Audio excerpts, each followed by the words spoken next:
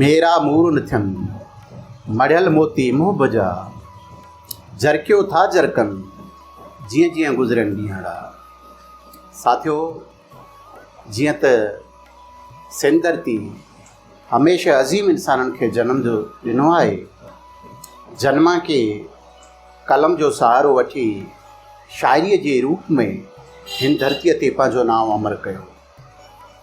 अहिड़नि ई अज़ीम इंसाननि में सिंध धरतीअ जो सुरीलो ख़ूबसूरत शाइर साईं रज़ा लांघा जो इसम बची वञे थो। पाण सदाईं बातिल खां भागी रही हक़ ऐं सच लिखियो आहे। अॼु प्रोग्राम दिलि जी ॻाल्हि में साईं सां ॻाल्हि ॿोल कंदासूं। अचो त साईं सां ॻाल्हि ॿोल कयूं। साईं, सभ खां पहिरियां तव्हां खां सुवालु आहे, अव्हां जी नज़र में शाइरी छा आहे?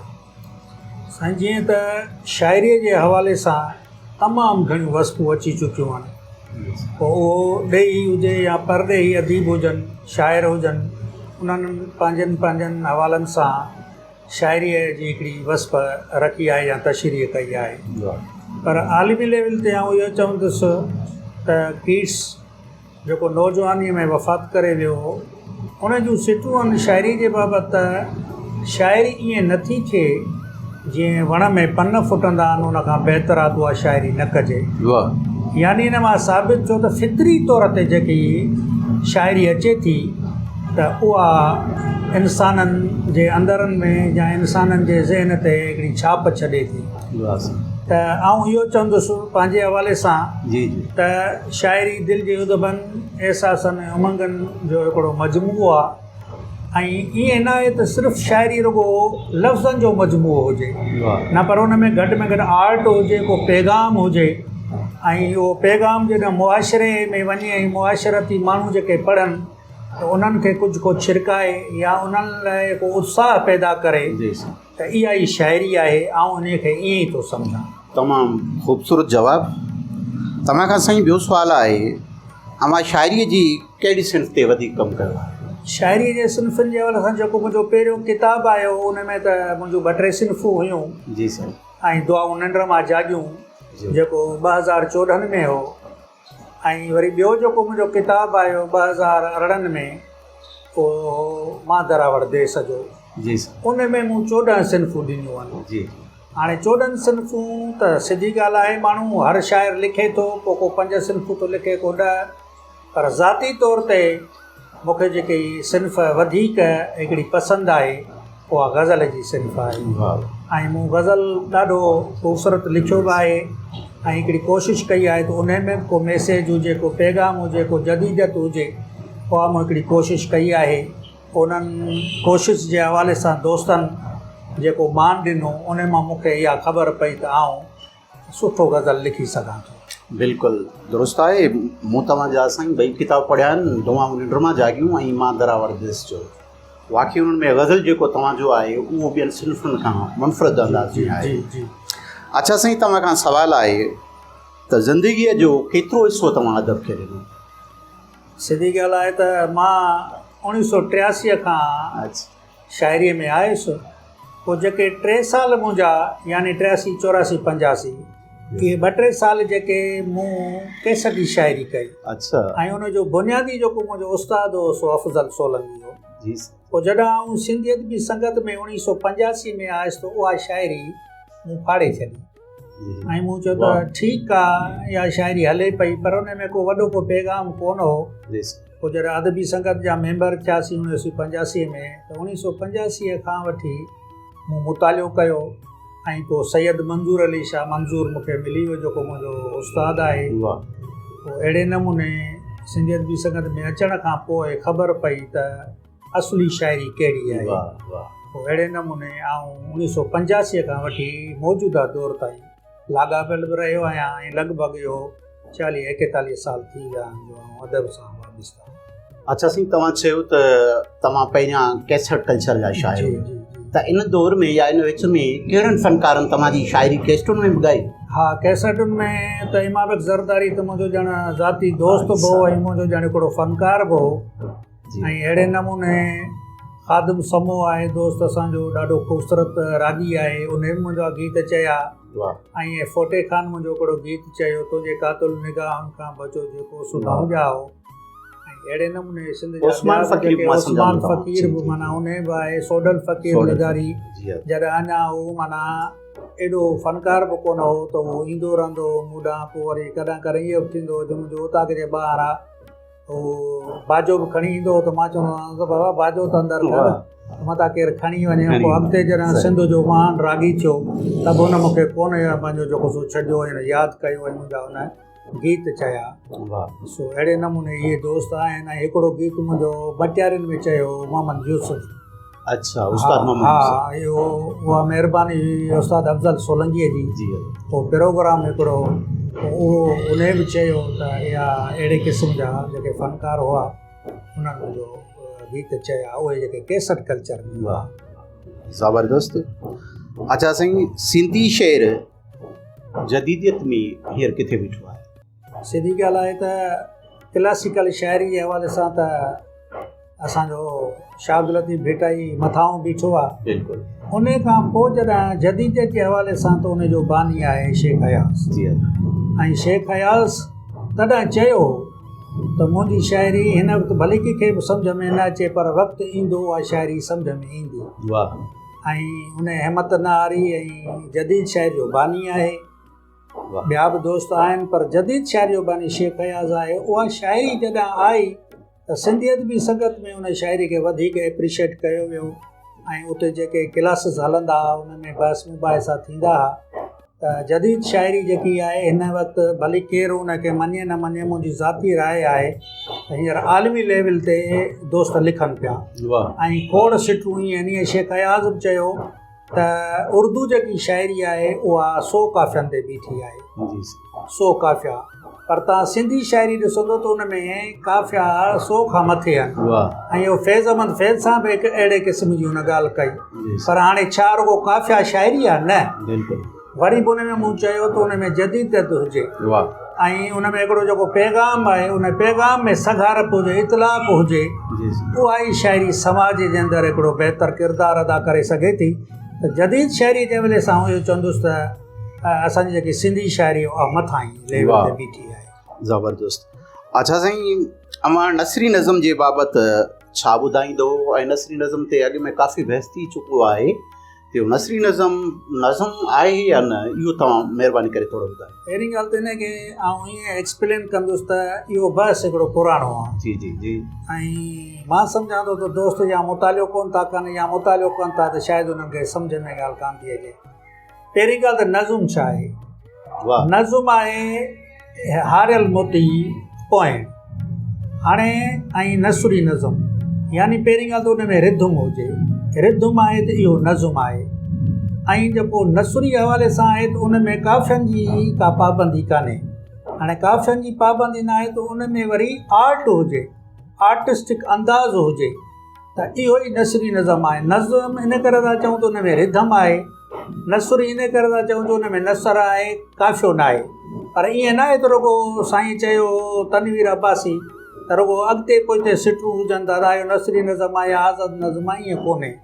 उन में मैसेज आहे। मिसाल तौरु तव्हां ॾिसो त जॾहिं काई शाम के हसीन दोशीज़ा जो उॾाम ॾाढ रहे वांगुरु आज़ादीअ जो झंडो खोले त ओॾी महिल आसमान न ॾिजो ऐं अव्हांखे तारनि जी झिरमिर में मुरकंदो नज़र ईंदुसि। या मूं पंहिंजूं अखियूं सिवी छॾियूं आहिनि, डप तम किथे तुंहिंजा ख्वाब उॾरी न वञनि। त तव्हां ॾिसो त केॾी सगारप आहे, केॾो इतलाक़ आहे। त इहो जेको नसरी नज़म जो बहस आहे इहो तमामु पुराणो आहे, हाणे क़बूल कयो वियो आहे। ऐं मां सम्झां थो इहो बहस जेकॾहिं बंदि थियणु खपे त बहितर। वाह वाह, ॾाढी सुठी तव्हां डेफिनेशन कई नसरी नज़म जी। अच्छा साईं, सूफ़ियानी शाइरी समाज ते केतिरो असरु छॾे? असल में छा त सूफ़ीज़म तॾहिं पैदा थियो जॾहिं मज़हबी हवाले सां माण्हू इंतिहा पसंदि थी विया। जी जी। त पोइ अहिड़े नमूने सूफ़ियुनि छा कयो जो उन्हनि ॾिठो जीअं असां नसर में कमु था कयूं त माण्हुनि खे सम्झ में ॻाल्हि कान ईंदी। वाह। पोइ उन्हनि उहो छा कयो जो मज़हब ऐं मज़हबी जेके रवायतूं हुयूं ऐं उहे जेके दकियानूसी ख़्याल हुआ उन्हनि खे सूफ़ीज़म जे ज़रिए, सूफ़ी शाइरी जे ज़रिए आम माण्हुनि ताईं पहुचायो वियो। छो त राग असरु कंदो आहे, रिद्म आहे न, रिद्म इंसान ते असरु थींदो आहे। बिल्कुलु अहिड़े नमूने उन दौर में पढ़िया लिखिया माण्हू कोन हुआ, तमामु माना घटि आहे पढ़िया लिखिया, हिन जे करे अक्सरियत असांजी ॿाराड़ी में रहे पई। पोइ उन्हनि खे सूफ़ी शाइरीअ जे ज़रिए पैगाम ॾिनो वियो ऐं उहो पैगाम माना उहो साॻियो माना अधु मज़हब हो उन में, पर दक़ाइनुसी ख़्याल न हुआ। इन जे करे उहो सूफ़ी शाइरी वधीक असरु कया ऐं उहो फ़ाइदो मिलियो। तव्हां ॾिठो लतीफ़ आहे, सचल आहे, बेदिल आहे, रोहल आहे, या ॿिया सूफ़ी शाइर आहिनि, त उन्हनि जी शाइरी खे अॼु बि पसंदि कयो थो वञे, सिर्फ़ु इन जे करे त उन में सच आहे, हक़ आहे।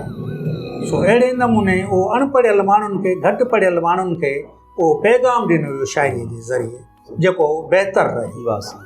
उहो मां सम्झां थो त शाइरी सूफ़ियानी शाइरी जेका आहे उहा ॻाइजे थी, ऐं मां सम्झां थो जॾहिं हू ॻाइजे थी, फ़र्ज़ु कयो तव्हां जेकॾहिं को बि यकतारो छपड़ी खणी कंहिं भले रोड ते कंहिं पार्क में बीहे त माण्हू गॾु थी वेंदा, पर जेकॾहिं हिकिड़ो माण्हू ईअं वञी शेर पढ़े त उते माण्हू कोन ईंदा।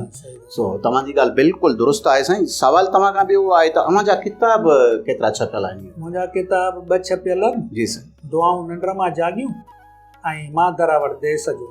टियों जेको किताबु आहे उहो आज़ाद नज़म ऐं नसरी नज़मनि जो आहे, ऐं हूअ हली वई। फ़िलहाल मूं हुनखे इहो नालो ॾिनो आहे, थी सघे अॻिते अहिड़ो नालो मां चेंज बि करे सघां थो। उनखां अलावा नसरी हवाले सां जेके आहिनि उहे मुंहिंजा किताब काफ़ी आहिनि। हींअर मां तक़रीबन 54 मुहाग लिखी चुको आहियां किताबनि जा, ऐं उनखां अलावा ॿिया बि मज़मून ॾाढा पिया, पर हाणे ज़ाहिर आहे त आहिस्ते आहिस्ते छपराइबा। हाणे उन्हनि जो जेकॾहिं ॻाणेटो ॾिसंदासीं तक़रीबन 6-7 थी वेंदो नसरी हवाले सां। बाक़ी शाइरी जो कोई ते ॿियो को किताबु कोन्हे सवाइ 3 किताब। जी साईं, वाह वाह, ॾाढो सुठो जवाबु तव्हांजो। समाज खे सुधारण में अदीब खे कहिड़ो किरदारु अदा करणु? सिधी ॻाल्हि आहे त अलामा काज़ी चयो न त जेको शाइर आहे या अदीब आहे उहो रेडियूं पाईंदड़नि खे पंधु सेखारींदड़ आहे। हाणे रेडियूं पाईंदड़नि खे पंधु केरु सेखारींदो आहे? जेको पाण ई पंधु सिखियलु हूंदो आहे। त हिकिड़े पाबंद अदीब ते या हिकिड़े ज़िमेदार अदीब ते इहो फ़र्ज़ु आयद थो थिए त हू मुआशिरे में पंहिंजूं अहिड़ियूं तहरीरूं आणे या अहिड़ियूं तक़रीरूं करे या अहिड़ी शाइरी आणे जंहिंमें समाज खे को रस्तो, समाज खे को उत्साह मिले, त इहो हिकिड़े बहितर अदीब जो ऐं बहितर शाइर जो कमु आहे। सो आउं हिनखे ईअं सम्झां। ज़बरदस्त। अच्छा, समाजी बुराइनि जी अकासी कंदड़ अदीब खे सरकारी एवार्ड वठणु घुरिजे या न? ॾिसो न, अदीब या शाइर उहो 2 धाराउनि में रहियो आहे। तव्हां उनखे हुकूमती शाइर चओ या दरबारी शाइर चओ, हिकिड़ा सॼा उहे आहिनि जेके उहे फ़ाइदा वठनि पिया ऐं उन्हनि जे लाइ मरातूं वठनि पिया या शाइरी कनि पिया, ऐं हिकिड़ा उहे आहिनि जेके हुकूमती धुर सां तालुक़ु कोन था रखनि।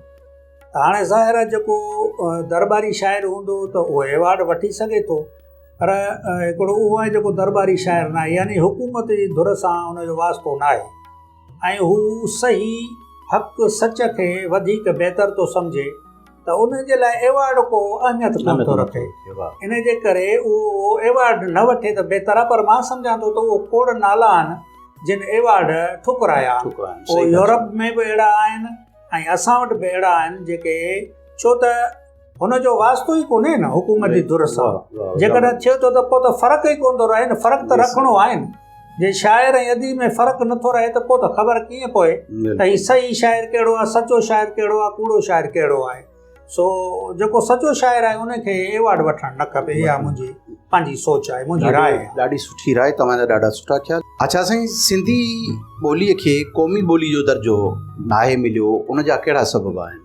साईं, हाणे जॾहिं हीउ पाकिस्तान ठहियो 1947 में, त 54-55 में पहिरियों वार सिंधी ॿोलीअ ते कयो। जी साईं।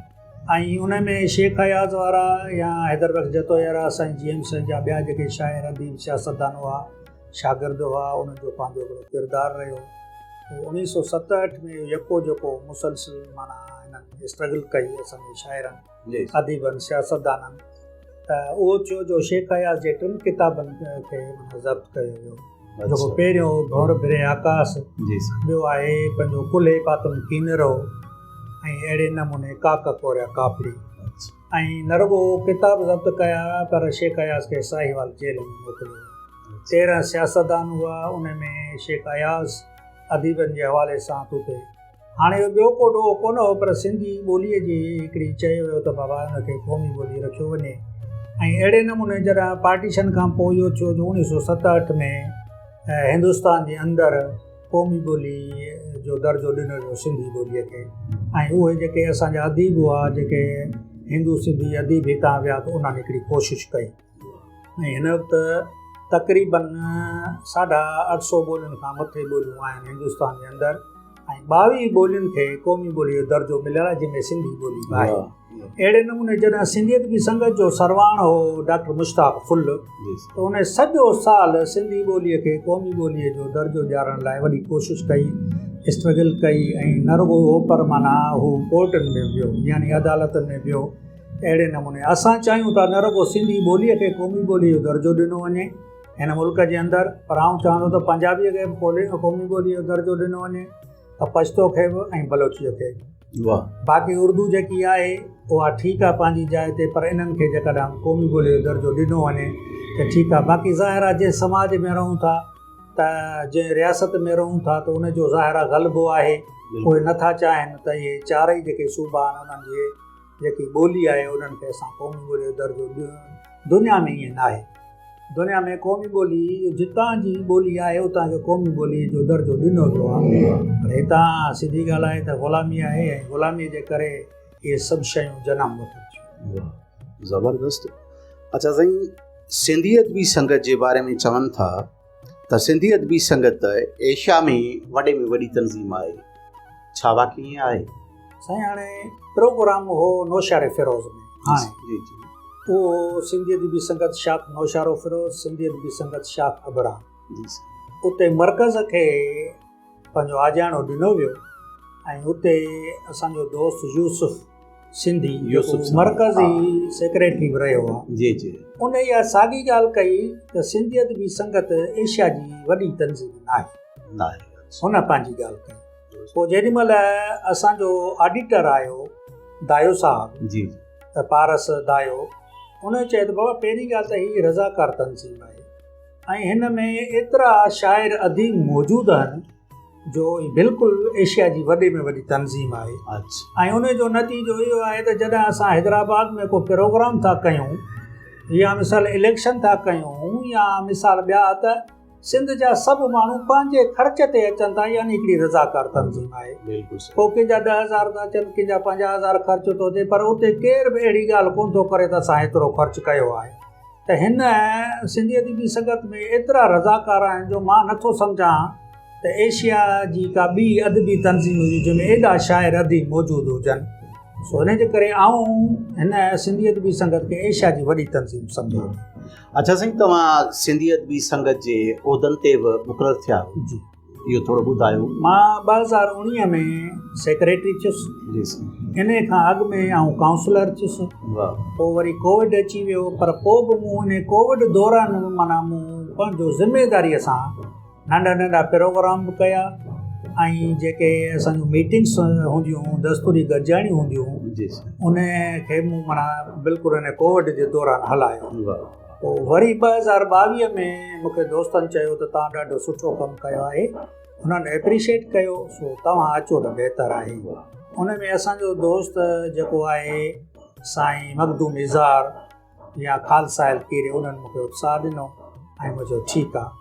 पोइ मूं एतिरो कमु कयो जो वरी मूंखे मर्कज़ मां एवॉर्ड मिलियो, ऐं ताज जोयो साहिबु हुनजो सेक्रेटरी जनरल हो, उन मूंखे नज़ीर काज़ी एवॉर्ड ॾिनो उन मुंहिंजे कम ते। त आउं सेक्रेटरी बि रहियो आहियां, ऐं खज़ांची बि रहियो आहियां 1985 में। उन दौर में अदल सूबरो सेक्रेटरी हो, उन में बि असां एवॉर्ड खयों। हा, माना सखर डिवीज़न मां एवॉर्ड, यानी 1992 में, वरी 2002 में, माना इहो 2 जेको अंग आहे शायदि असांजो पोइ लकी अंग आहे। उन करे उन दौर में असांजो हीअ मोहबती मला खे एवॉर्ड मिलियो, उन सां मां गॾु खज़ांची हुउसि। वरी 2002 में आउं सेक्रेटरी हुउसि, वरी मोहबती मला मुंहिंजो खज़ांची हो, मूंखे एवॉर्ड मिलियो। इन ॻाल्हि जो मां बि शायदि आहियां, ऐं तव्हां वारे पीरियड में मुंहिंजे किताब रेशमी गज़ल जी बि मुहरत तव्हां कराई हुई, इहो तव्हांजी क्रेडिट। बिल्कुलु बिल्कुलु सही ॻाल्हि। अच्छा साईं, अव्हांखे महिता एवॉर्ड केतिरा मिलिया? ममता अवार्ड हींअर गाने तो मूंखे यादि कोन्हे, यानी ॻणण खां वधीक। हा ॻणण खां वधीक आहिनि, उहो अदबी बि आहिनि ऐं उस्ताद जो आहियां त हुन में मुसलसल मूंखे 15 साल लगातार वाह बेस्ट टीचर एवार्ड मिलिया। पोइ मूं चयो त हाणे ईअं कयो जो ॿिया बि उस्ताद आहिनि ऐं उन्हनि खे बि एवार्ड ॾियो त बहितर आहे। उन खां पोइ सन ग्रेजुएट्स एसोसिएशन वारनि उहे अलॻि एवार्ड मिलियल आहिनि। ॿियूं जेके अदबी तंज़ीमूं आहिनि सो उहो काफ़ी एवार्ड आहिनि जेको उन्हनि जो गाने तो मूंखे हींअर यादि न आहे जो आउं तव्हांखे ॿुधायां। वाह। ॿियो हिकिड़ो असां वटि अक्सर बहस हले थो त घणा जेके असांजा अदीब या शाइर आहिनि उहे भिटाईअ खे चवनि था त ही आलमी शाइर आहे ऐं घणा क़ौमी शाइर सॾनि था उनखे। तव्हां इहो ॿुधायो त सिंधी शाइरीअ में आलमी फ़िक्र ज़रूरी आहे या क़ौमी फ़िक्र ज़रूरी आहे, या भिटाई आलमी शाइर चइजेसि या क़ौमी शाइर चइजे? हाणे पहिरीं ॻाल्हि त हिकिड़ी ॻाल्हि ज़हन में रखो त पहिरें पंहिंजी धरती आहे ऐं धरतीअ जा जेके ॾुख सूर अहंजन पहिरें ज़ाहिर आहे असांखे प्रिफरेंस ॾियणु खपे। सही। माना पहिरीं धरतीअ जे हवाले सां पोइ उन में ज़ाहिर आहे त जेके तकलीफ़ूं आहिनि उन तकलीफ़ुनि खे बि असां पंहिंजी शाइरी में आणियूं था। छो त शाइरी ॿिनि धाराउनि में हली आहे, हिकिड़ी तस्कीरी आहे ॿी तामीरी आहे। तस्कीरी आहे जंहिंमें जमालियात हुजे ऐं तामीरी आहे जंहिंमें समाजियात हुजे। त पंहिंजी धरतीअ खां जॾहिं माण्हू वरी ॿाहिरि निकिरे थो त ज़ाहिर आहे त जेको हक़ीक़ी शाइर हूंदो आहे न उहो पंहिंजी धरतीअ सां गॾु पूरे समाज खे जोड़ींदो आहे, न रुगो जोड़ींदो पर पूरी दुनिया खे बि जोड़ींदो आहे। ऐं भेटाई सिधी ॻाल्हि आहे त तव्हां ॿिनि सिटुनि में भेटाई कमाल करे छॾियो आहे त वॾो बेत पर साईं सदाईं करीम ते सिंध सुकार दोस्त मिठा दिलदार आलम सभु आबाद करी तव्हां अंदाज़ो लॻाए सघो था। भेटाई न रुगो हिन धरतीअ जो शाइर आहे पर धरतीअ सां गॾु आलमगीर शाइर बि आहे ऐं उनखे वॾा जेके स्कॉलर मिलिया त उन्हनि हिकिड़ियूं शयूं रखियूं आहिनि त भला आख़िरकार उहे कहिड़ा पैमाना आहिनि जिन ते आलमगीर शाइर थी सघे थो। उन में अलामा आहे काज़ी आहे या अहिड़े क़िस्म जा ॿिया आलिम उन्हनि उहे पैमाना रखे भेटाई खे आलमगीर शाइर माना चयो आहे ऐं उन्हनि सां सहमत। अच्छा साईं, तव्हां खां सवाल आहे तबक़ाती सिस्टम खे कीअं ख़तमु करे सघिजे थो? सिधी ॻाल्हि आहे त ॾिसो न, चवंदा आहिनि त equal universal and free education, यानी तालीम बराबरी वारी बुनियाद ते ॾियो, उन में ऊच नीच मद्देनज़र न रखो। हाणे जीअं समाज में जीअं मुल्क जे अंदरि तबक़ाती सिस्टम हूंदो त उते माण्हू ज़ाहिर आहे त कॉम्प्लेक्स जो शिकार बि थींदो ऐं उते मज़ाहमत बि थींदी। त आउं इहो चवां थो त पूरी दुनिया जे अंदरि जिते तबक़ाती सिस्टम हुआ उते हिकिड़ो माण्हू बि उथियो ऐं उहो तबक़ाती सिस्टम उन्हनि ख़तमु कयो बराबरी जी बुनियाद ते। मिसाल तौर उन जो वॾो मिसाल आहे सोवियत यूनियन। त उन्हनि जेके माना 13-14 रियासतूं माना गॾु करे इहो हिकिड़ो तबक़ाती सिस्टम ख़तमु करे सोशलिज़म खे माना आंदो ऐं कम्यूनिज़म खे आंदो। इहो छा हो? इहो माना बराबरीअ जो हिकिड़ो सबक़ु हो। ऐं न रुगो सोशलिज़म रूस जे अंदरि कामयाबु थियो पर इहो जेके बि महकूम क़ौमूं हुयूं त उते माना उन्हनि उत्साह वरितो ऐं हू उन्हनि जी मदद बि कंदा हुआ। सो अहिड़े नमूने तबक़ाती सिस्टम उते हूंदो आहे जिते ग़ुलामी हूंदी आहे ऐं असां वटि ग़ुलामी खे वधीक प्रिफरेंस ॾिनो वियो आहे। छो जो अब्दुल वाहिद आरिसर चयो न त ग़ुलामीअ खां वधीक ॿी गार आहे। हाणे जिते ग़ुलामी हूंदी ज़ाहिर आहे उते तबक़ाती सिस्टम हूंदो, तबक़ाती सिस्टम हूंदो त उते ज़ाहिर आहे फाइट बि हलंदी। सो आउं उन तबक़ाती सिस्टम खे माना हिकिड़ो ईअं खणी सम्झो त मञंदो घटि आहियां। बराबरी वारी बुनियाद ते सभु इंसान आहियूं, सभु इंसान आहियूं ऐं बराबरी हक़ ॾिना वञनि त इहो हिकिड़ो बहितर अमल आहे त जीअं हर इंसान पंहिंजे आज़ादीअ सां सोचे सघे ऐं लोचे सघे। वाह साईं। अच्छा साईं, अवां कोपरस्त सियासतदाननि खे कीअं था ॾिसो? ज़ाहिर आहे त धरती आहे जेकी मूं तव्हां सां ॻाल्हि कई त जिते तबक़ाती सिस्टम हूंदो, जिते ग़ुलामी हूंदी उते कोपरस्ती थींदी। छाकाणि त धरतीअ सां प्यार, धरती वासियुनि सां प्यार इहो हिकिड़ो फितरी अमल आहे। ठीकु आहे, इहो असांखे मज़हब ॿुधायो आहे त हुब्बुल वतन मिनल ईमान। सो अहिड़े नमूने पंहिंजी धरतीअ सां प्यार करणु, पंहिंजी धरतीअ जा जेके अहंज उहे दूरि करणु, फाइट करणु उन्हनि जे लाइ, त इन खे आउं इहो सम्झां थो त इहा क़ौमपरस्त जेकी सियासत आहे पर उन में हिकिड़ी हक़ीक़त हुजे, सचाई हुजे, उहो असां बहितर नतीजा हासिलु करे सघूं था। हिनखे ईअं सम्झां थो त क़ौम परस्त सियासत करणु खपे। असांजा हिकिड़ा अदीब आहिनि जेके अदब ऐं सियासत खे अलॻि सम्झनि था। तव्हां असांखे इहो ॿुधायो त अदब ऐं सियासत जे बारे में छा आहे? ॾिसो न, हीअ आलमी लेवल जी ॻाल्हि आहे। त पहिरीं ॻाल्हि त अदब आहे छा? रेडियो पाईंदड़नि खे पंथ सेखारणु, बिल्कुलु ठीकु आहे। ऐं सियासत छा आहे? ज़ाहिर आहे तब्दीली सियासत सां ईंदी। अदब जेको आहे सियासत जो पाणी आहे। अदब सियासत जो पाणी आहे ऐं सियासत बूटो आहे। वाह वाह। इनजे करे इनखे असां अलॻि नथा करे सघूं। ऐं त सहाफ़त खे बि अलॻि नथो करे सघां।